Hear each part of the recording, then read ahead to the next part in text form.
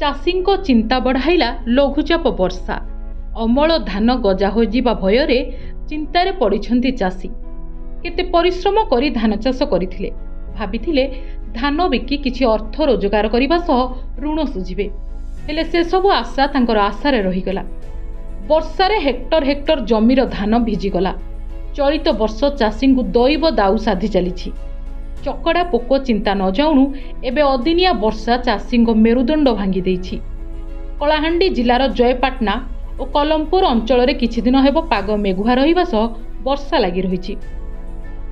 ବର୍ଷା ଯୋଗୁଁ acre acre ଧାନ ଫସଲ ନଷ୍ଟ ହେବାର ଆଶଙ୍କା ଦେଖାଦେଇଛି। କେତେକ ଚାଷୀ ଏଯାଏଁ ଧାନ ଅମଳ କରିପାରିନାହାନ୍ତି କିମ୍ବା ଧାନ ଜମାରୁ କାଟି ନାହାନ୍ତି। ଅମଳ ଧାନ ରଖିବା ପାଇଁ ସ୍ଥାନ ଅଭାବ ଥିବାରୁ ଚାଷୀମାନେ ଖୋଲା ଆକାଶ ତଳେ ଏହାକୁ ପକାଇ ରଖିଛନ୍ତି।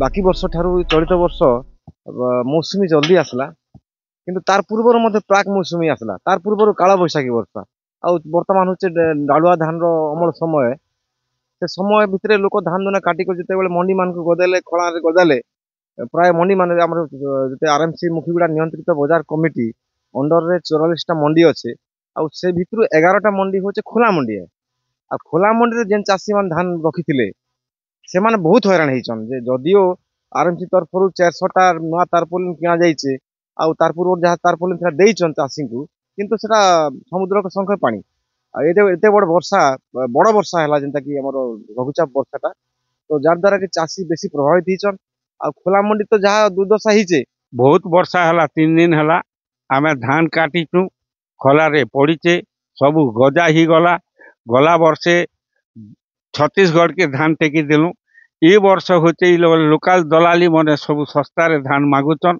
आमे होचे चासी लोग आमर आर केन उपाय रे आमे चलमु बेले इतर व्यवस्था सरकार पूरा अनुध्यान जन और सरकार का आमे जणौचु जे आमर होचे चासी मनकर मेरुदंड पूरा भांगी गला और आमे चलबार उपाय नहीं आमे लोन करचु कार खत आइचु कार ट्रैक्टर भड़ा करचु एंता सब गोटिए पटे अमल धान खोला आकाश तले वर्षारे भिजुथिबा बेले धानर रंग बदलिबा आशंका रहिछि। एफएक्यू मान नष्ट हेबो एवं मंडी रे धान किणा जीव नाही बोली से चिंतारे भी कଳାହାଣ୍ଡି चासी। तेणु सरकार तुरंत क्षतिपूरण जोगाई देबा सह बीमा टंका जोगाई देबाकू चासी माने दाबी करिसेंती। वर्तमान देखो धान काटी करी 4-5 दिन ही गला 4-5 दिन कंटिन्यूस वर्षा हला का जा फल रे धान सुखी नहीं पारला और धान सब गजा ही गला। आज देखुचन धान सब थ्रेसिंग करूचु और सुखला पर मंडी के नेले मिल वाले हाथ टेकी दउचन मिल वाले आमे ई धान के नै नो बोलुचन तो चासी काना करबा चासी रा किछि उपाय नै ना। वर्तमान जदि वर्षा हिचे पूरा कंटिन्यूस 3 दिन वर्षा हिचे यार फल रे धान बहुत नष्ट हिचे अमल भी आमे करे नै पारलो और जेंटा अमल करतो से धान ए भले अवस्था रे पड़ी रहिছে। आया 3 दिन वाला धान आनलो आया 3 दिन धान आनलो सकाले के पूरा 3 दिन कंटिन्यू वर्षा गला के सब भिजी गला एटा सब सुका करू छु एटा सब भिजी गला गजाई गल जोची। वर्तमान मुख्यगुड़ा नियंत्रित बाजार कमिटी रे 44 टा मंडी फंक्शन होतुबा बेलकू 11 टा मंडी खुला आकाश तले चली रही हेले गत 3 दिन तले जो अदनिया वर्षा चाषींकर मेरुदंड पूरा पूरी भांगी देइछि। हेले गत खरीफ ऋतु रे वर्तमान चाषी छत्तीसगढ़ दलाल को कम दर रे हाथ टेकी देइथिले एबे वर्तमान चाषी रवि ऋतु रे बाध्य होचंती लोकल दलाल को हाथ टेकिबा पई।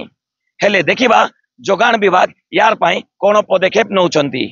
जयपाटनारू विक्रमादित्य सिंह देव, नक्षत्र न्यूज।